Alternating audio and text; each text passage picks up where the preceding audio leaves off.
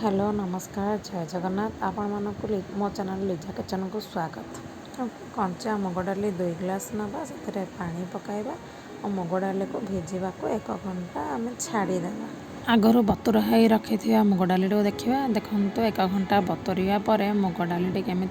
Fully जा फुलीगला मुग डाली को आम आउ थे धोईदे धोई सारिक आनिक जार रे पकेबा जार रे पकई से अल्प पानी दे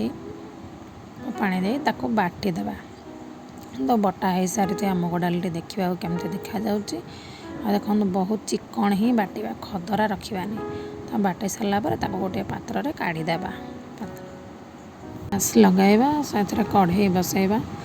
कढ़ई टे गरम हो गला से गोटे कप पानी देबा पानीटा फुटी गला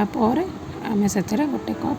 चीनी दबा। देखो तो पानी फुटी गला आम से गोटे कप चीनी देदेबा चीनी दे से सीरा प्रस्तुत करवा धीरे धीरे धीरे धीरे एमती घांटा पानी टे फुटी आसला अल्प परिमाण लुण पकाइबा लुण न पकाइले पिठाटा भल लगे मिठा जना पड़े तो आमर हो गला धीरे धीरे धीरे घांटा मझे टे चेक करवा फुटी गला आमर सीराटा फुटी गला आम हाथ में एमती देखा टे अठा लगे कि ना बेसी सीरा करवानी माने मुआ पाग जमती सेमती करवानी कम रे करवा। आगर कटा हो रखी नड़िया को से पकाई टे फुटाईदेवा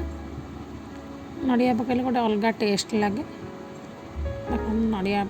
पकईदेले नड़ियाटा फुटीगला गोलमरीच को आगर गुंड कर रखी से पकईले बहुत भल बास्ना आसे से फुटी सारा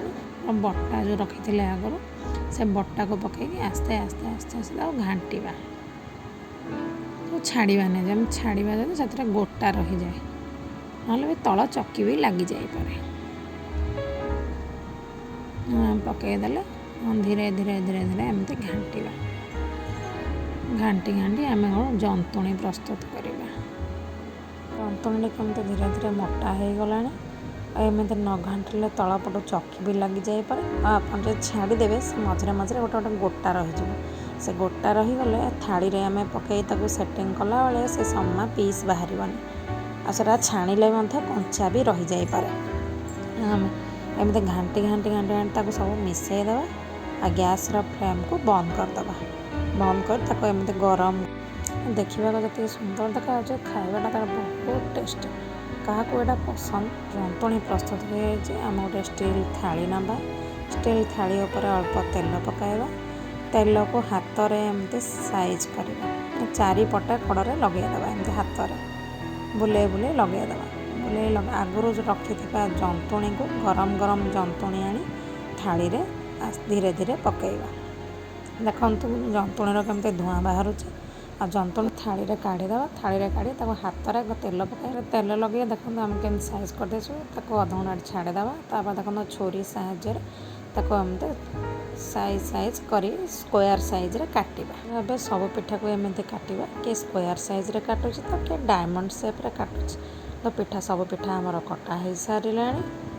कड़ाई बसाइबा कड़ाई गरम हो गला से घी पकेबा घी मेल्ट हो गला से अल्प अल्प कर आम पिठा पकेबा मु घीरे करे आपण मैंने भी तेल रे करें यहाँ पूजा पर्व दिन में करके खाई पारे तो बेसी पिठा पकेबेनी अल्प अल्प कर 3-4टा पकेबा बेसी पिठा पकेले आपन को ओल्टेबा को बहुत कष्ट हे और पिठाटी ओल्टेला बेले भांगी जीव